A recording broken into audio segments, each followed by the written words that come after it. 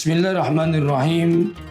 Qala Allah Ta'ala fil kitabil aziz wa fi jalla sya'nihi ba'da a'udzu billahi minasyaitonir rajim. Syahrul Ramadan alladzi unzila fihi al-Qur'an hudan linnas wa bayyinatin minal huda wal furqan. Sadaqallahul azim. Sidang pendengar yang dirahmati Allah sekalian, ayat yang dibacakan sebentar tadi adalah petikan daripada surah Al-Baqarah ayat 185 yang bermaksud bulan Ramadan yang padanya diturunkan Al-Quranul Karim menjadi petunjuk kepada manusia dan penjelasan-penjelasan mengenai petunjuk itu serta perbezaan di antara hak dan batil. Sadaqallahul azim. Mafhum berkenaan dengan ayat Quran tadi adalah menceritakan kepada kita tentang kelebihan bulan Ramadan. Untuk itu saya nak ceritakan berkenaan dengan kelebihan-kelebihan yang ada di bulan Ramadan. Yang pertama, seperti mana ayat dibacakan tadi, iaitu diturunkan Al-Quranul Karim pada bulan Ramadan. Seperti mana yang kita tahu, diturunkan Al-Quran pada 17 Ramadan setiap tahun. Dan dengan sebab itulah mulianya bulan Ramadan.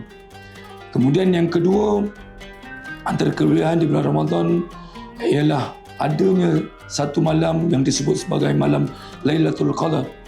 Yang mana malam Lailatul Qadar ini adalah malam yang disebutkan sebagai malam yang menyamai malam 1000 bulan. Yang juga didatangi malam tersebut pada malam Lailatul Qadar, pada 10 malam yang terakhir, iaitu pada malam-malam ganjil. Kemudian antara kelebihan bulan Ramadan yang ketiga iaitu adanya ibadah khusus, seperti ibadah yang paling agung iaitu berpuasa di bulan Ramadan, seperti mana yang diwajibkan ke atas setiap Muslim. Jikalau seseorang itu tidak berpuasa, maka hendaklah dia menggantikan puasanya. Dan jikalau juga dia tak dapat menggantikan puasa sehingga masuk ke tahun berikutnya, maka bukan saja dia perlu untuk menggantikan puasa, akan tetapi dia perlu untuk membayar fidyah. Antara ibadah khusus yang lain juga di bulan Ramadan, selain daripada berpuasa, juga adanya perkara yang disunatkan, iaitu solat tarawih yang disunatkan kita lakukan setiap bulan Ramadan yang tiada pada bulan yang lain. Juga antara ibadah yang lain juga yang disebutkan adalah kita membayar zakat fitrah, juga dilakukan di dalam bulan Ramadan yang tiada pada bulan yang lain. Antara kelebihan yang keempat dan juga kelebihan yang terakhir untuk perkongsian saya pada hari ini adalah berkenaan dengan dibuka pintu syurga dan ditutup pintu neraka dan dibelenggu syaitan-syaitan. Seperti mana hadis yang Nabi sebutkan, idza dakhala Ramadan futihat abwabul jannah wa ghulqat abwabun nar wa suddifat syayatin. Yang mana yang disebutkan bila masuknya bulan Ramadan dibuka pintu syurga dan ditutup pintu neraka dan dibelenggu syaitan-syaitan. Maka itu saja untuk hari ini.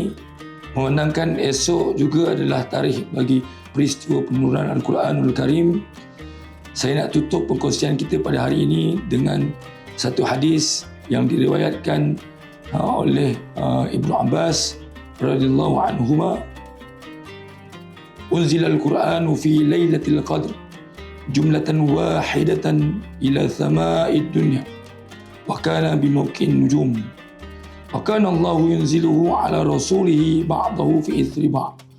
Yang bermaksud diturunkan Al-Quranul Karim pada malam Lailatul Qadar ke langit dunia secara sekaligus, dan kedudukannya di tempat turunnya bintang-bintang. Dan diturunkan Al-Quranul Karim kepada Rasulnya secara beransur-ansur, yakni secara berperingkat-peringkat. Hadis diriwayatkan daripada Ibnu Abbas radhiyallahu anhuma. Kesimpulannya, marilah sama-sama kita menghayati bulan Ramadan ini dengan kelebihan yang ada di dalamnya, dan sama-sama kita menambah baik amal ibadah kita di dalam bulan Ramadan ini.